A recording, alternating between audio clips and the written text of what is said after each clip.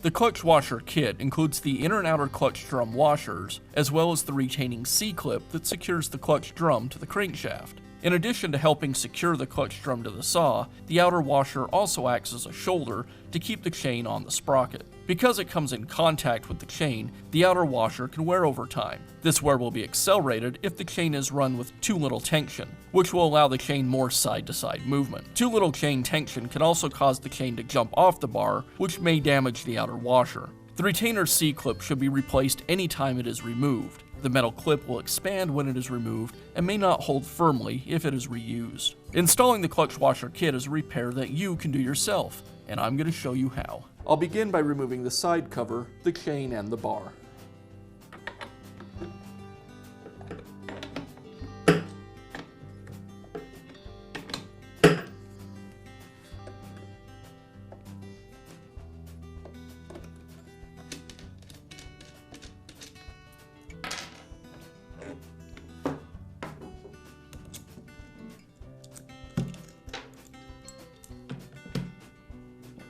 Now I'll remove the retaining clip and the outer washer.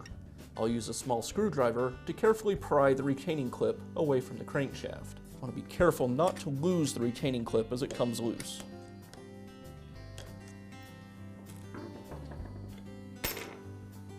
Now I can remove the clutch drum from the crankshaft. With the clutch drum removed, now I can remove the inner washer. Now I can install the inner clutch drum washer. Now install the clutch drum.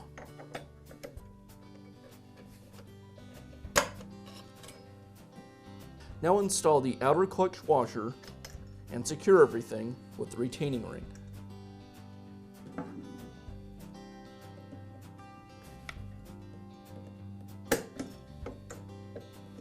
Now install the bar and chain and the side cover.